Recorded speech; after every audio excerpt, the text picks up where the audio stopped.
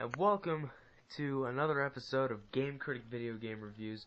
Now, here's a special episode recorded on Christmas Day 2012, and this is going to be a turning point in the show, so I'll be right back with you.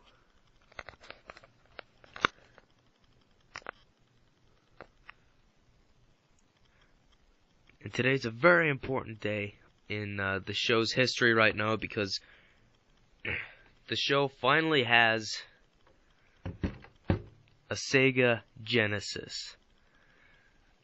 And now I'm going to review this, as it is my second favorite video game system of all time. And it's also my favorite cartridge-based system. Although this one does not sport the high-definition graphics claim on the top, even though this is a Model 1 Sega Genesis. And now let's take a look at the physical features of this system.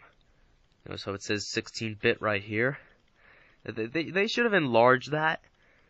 So, they should have enlarged that because, it should really scream 16-bit. So, anyway, for the rest of the system,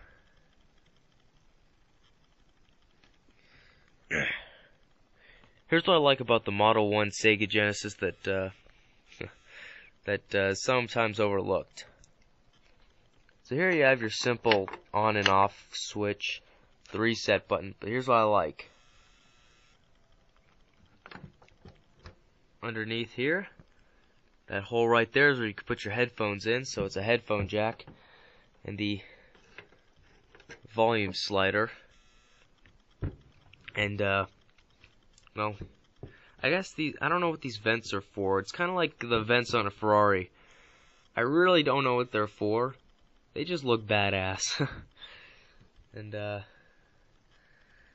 so anyway, just put in the damn cartridge! Okay, well, this thing's got a bit of an attitude problem, but besides that, it works 100% of the time, and I just got it today, so let's take a look at the bottom of this. In my PlayStation 2 review, I didn't look at the bottom of the system because there really was no need, but there is a need for this one. Here's FCC rules and stuff. And no, this is very important. Notice it says Sega. If you've seen the show before, or if you watch Classic Game Room, both me and Mark think that that's a good thing. And anyway, and Mark from Classic Game Room agrees, because anything from Sega he'll buy. Anyway, gives you the model number, a rating, which is the power, I guess. Now this is very important right here. Use 1602 Genesis AC adapter only. If you use a different one, you're probably going to damage the system. And then there's serial number and made in Taiwan. And here's if I need any help, which I don't think I can get this thing repaired anymore. And here we go. If you need help, read the owner's manual thoroughly before you connect to your system. If you have difficulty, first consult the troubleshooting section of the manual. If you need service, call the Sega Consumer Service Department. I don't think I can call that company. I don't think I can call Sega anymore to get this thing fixed. So, well, anyway, right here is where is the expansion port. Here's let me open this up real quick. Here we go. And no, I did not break that. That was what it was supposed to do. It's a really tight clip. And anyway, here it says do not remove with a electrical hazard, but that just means you don't want to remove it when the system's on. Just hang with me while I get this removed.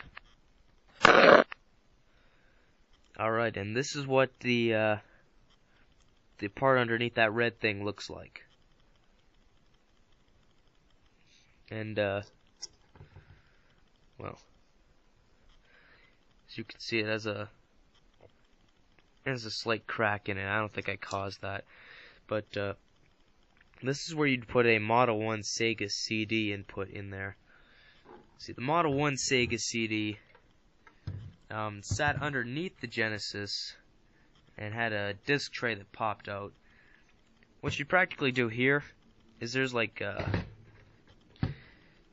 alright, so I'm going to explain this the best way I can. So you have your Genesis, and the Sega CD would go underneath here if I had one, and there would be a little spot on the Sega CD that, well, the Sega CD had one little thing that went up, and that was a vertical connector to the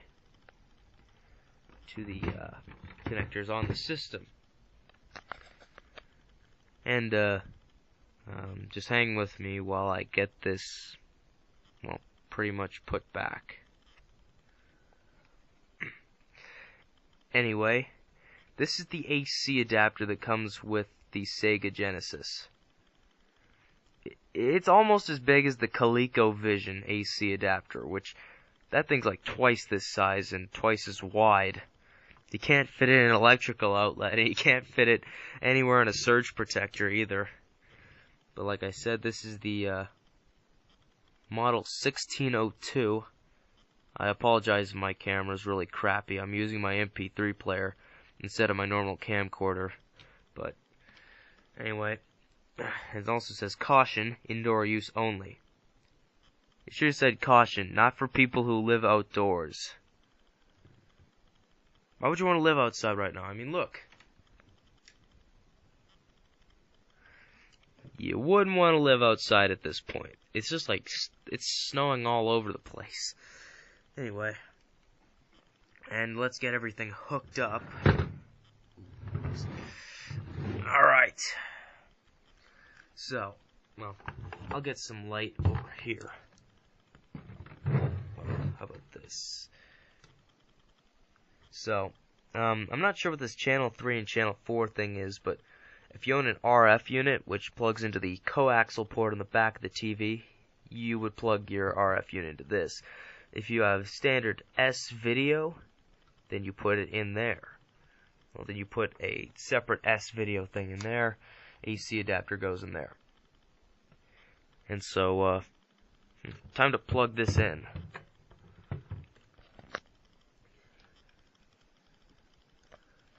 So I guess, plug in the AC adapter.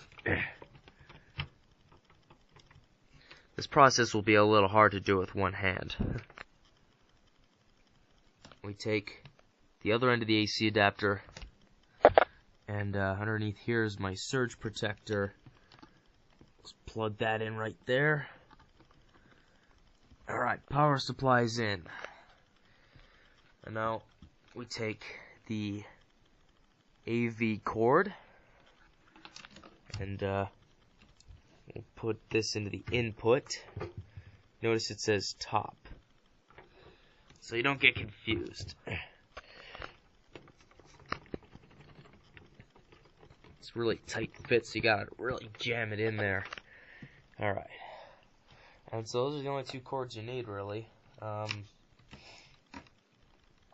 And S-Video means they use these RCA components, and these work on any North American TV. It puts out NTSC video. If you're in the PAL region and you own one of these, or if you own a European TV, you're pretty much screwed. Like I said on the PlayStation 2 review, you need an adapter. I'm actually right about that. I thought you needed an adapter at that point, but I know you do now. Anyway, next up,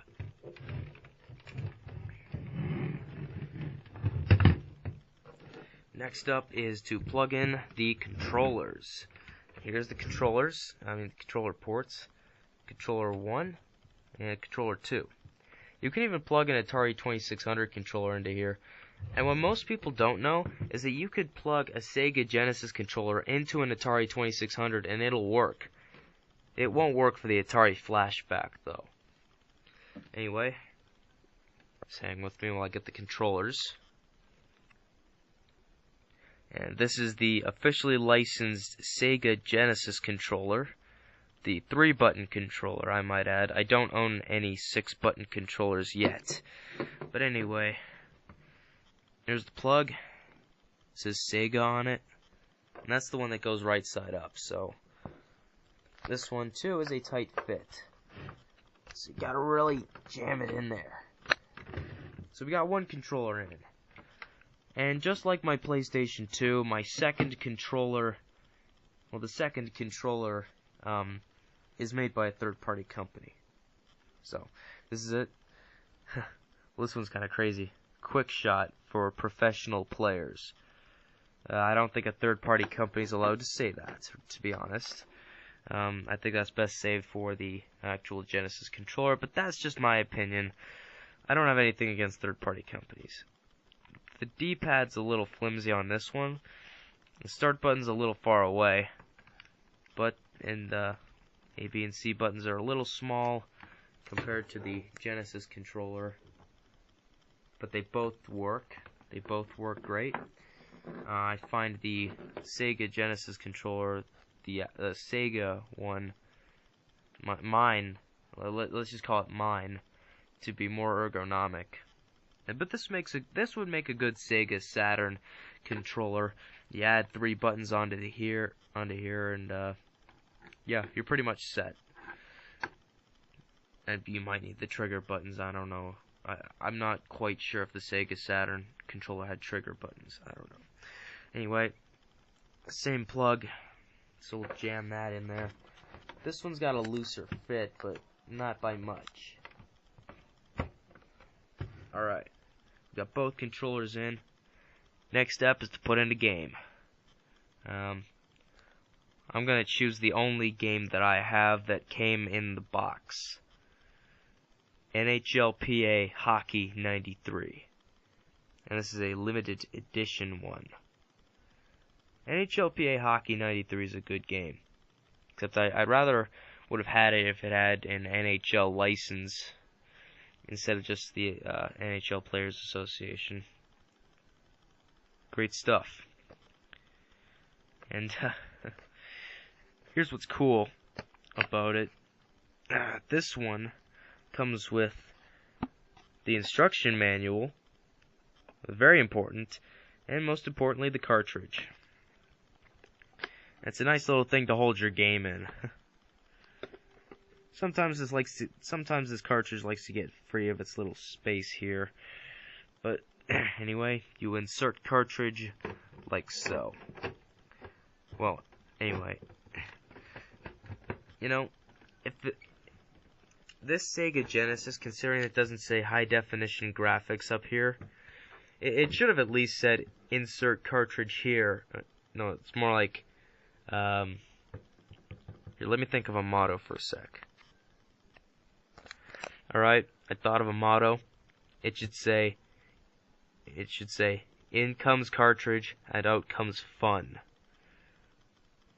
I'm kinda using some classic game room stuff here. And make sure the cartridge fits. This is an EA cartridge, so it doesn't fit the entire cartridge slot. But anyway, turn it on, and that red light shows that it's mad. Like it doesn't want you stealing this cartridge from the system itself. I'm gonna shut that off. Yeah, I'll just shut that off. Anyway.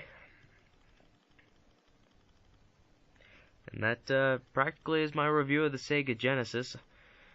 If you've ever seen my top 10 list of greatest video game systems of all time, you know that my second favorite is the Sega Genesis.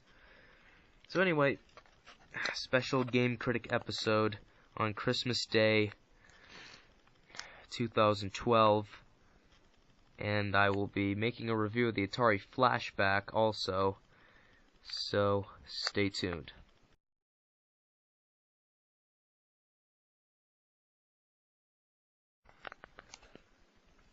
Welcome to another episode of Game Critic Video Game Reviews on Christmas Day 2012. And today, just after reviewing the Sega Genesis, I'm going to review the Atari Flashback 4. Anyway, let me get the greeting done. Happy Holidays to all of you from the Game Critic. And if you have a problem with Happy Holidays, I've got nothing for you. So, sorry. Anyway, let's take a look at the system. The Atari Flashback 4, I should mention, is just that. It's a classic video game system, or as you want to say, classic game console, as it says on the box. Anyway, this is the Atari 2600, which is probably the greatest video game system of its time, is modeled right there. They even almost had the mock wood grain. And it's the 40th anniversary special edition. And a limited edition poster inside, which I've already taken out of the box. And it's hanging on my closet door.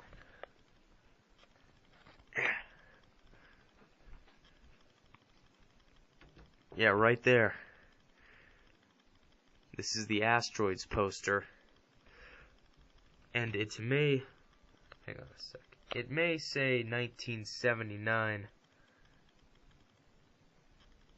It may say 1979 right there. It says 1979, but it's not from 1979 because I don't think they had a full-scale internet back in 1979. So, anyway, let's take a look at the system a little more. So it's got 75 built-in games. Wireless controllers require 4 AAA batteries. That's 2 AAA batteries for each one. And they're not included. Although this is compatible with all Atari 2600 peripherals. As you can see, you can plug in your Atari 2600 controllers, but you cannot plug in your game cartridges because, well, let's face it, they won't fit. And as the motto is, more games, more fun. And here we go, and here's the box. First is, the AC adapter, obviously. We plug that in later. Some pamphlets. This is at Games, just an ad for it, to get the peripherals for the Atari Flashback 4, that they're wired controllers. They do come with 2 wireless controllers, I'm not going to lie, but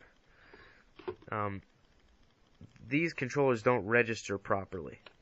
Even though it's kind of like analog, practically.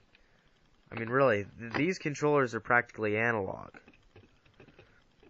They are way more smooth than the old school Atari 2600 controllers. It's kind of like the Atari plug-and-play system in ways that it has 3 buttons here, and the on and off switch, which I thought I left on there.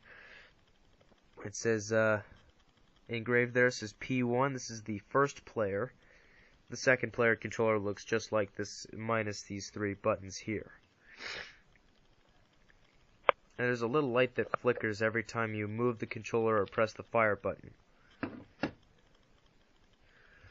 And here's the second controller. If I can get this out of here. There we go.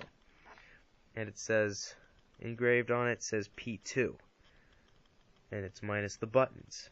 So, that's how I can tell the difference. Here's the manual, just in case I need it. Cheap black and white manual, kind of. The AV cord, which is hardwired to the system. Not like the Sega Genesis, which you can detach. And these are the RCA cables, so it puts out S-video, NTSC video, I might add. And there it is, the little system right here. It's kind of like a little Atari 2600. As you can see, there's a little sensor right there that senses the wireless controllers, but you really have to put the wireless controllers right next to the sensor. It's kind of like playing it arcade style. It's getting a little dusty, so. Anyway, it says Atari Flashback 4. And it has the 2 controller ports you might need for different things, like the joystick or paddle controllers. It says Atari. I think that's a good thing. Power button is the red button. This is the start button. And then difficulty settings and the select button. But I can do all this stuff practically on the Player 1 controller. As will let me do those things. Alright. Anyway, now to hook this system up, I'm just gonna take out the box. Oh, by the way, there's nothing underneath the box, just in case you were wondering.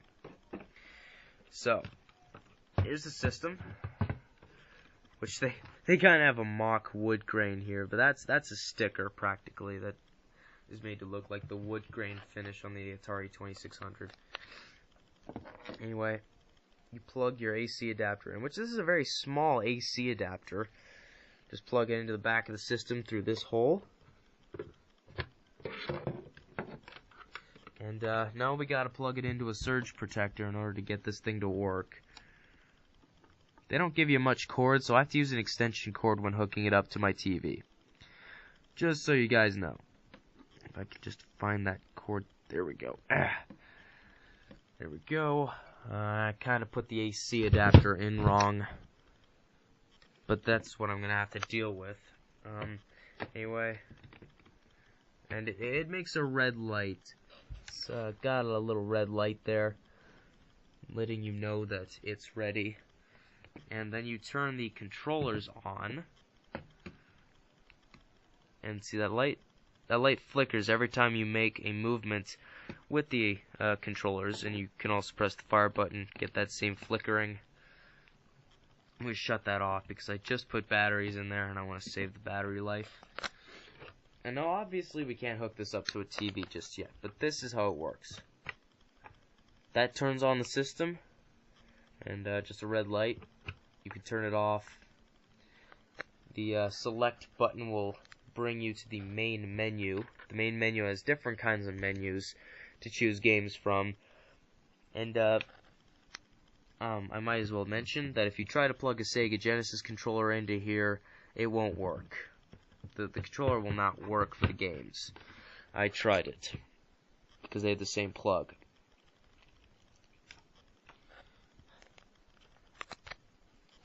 Well, anyway, let's take a look at the instruction manual a little more. It's just black and white, kind of cheap paper. They have different solutions and stuff, all the different games. Now, here's my complaint. They do not have boxing or ice hockey in the Atari Flashback 4. Of course, this is the basic edition. The deluxe edition comes with two paddle controllers that are wired and 2 joystick controllers that are wired. So you can wire them to your system. I wish I got the deluxe edition, but hey. Here's how you do it. You put the controller right next to it, practically, and you're playing it like arcade style. But I do have 2 wired Atari 2600 controllers coming in the mail soon. So that's a good thing. But anyway, that's my review. That's my review of the Atari Flashback 4. So, please comment, rate my videos, subscribe, and I'll have more episodes coming up on Game Critic Video Game Reviews. So have a Merry Christmas, everyone, or if you prefer Happy Holidays, then Happy Holidays. If you have a problem with Happy Holidays, still, I've got nothing for you, so, sorry. Yeah, I'm gonna sign out now to save myself the embarrassment of not having things for people who don't like saying Happy Holidays. So, yeah.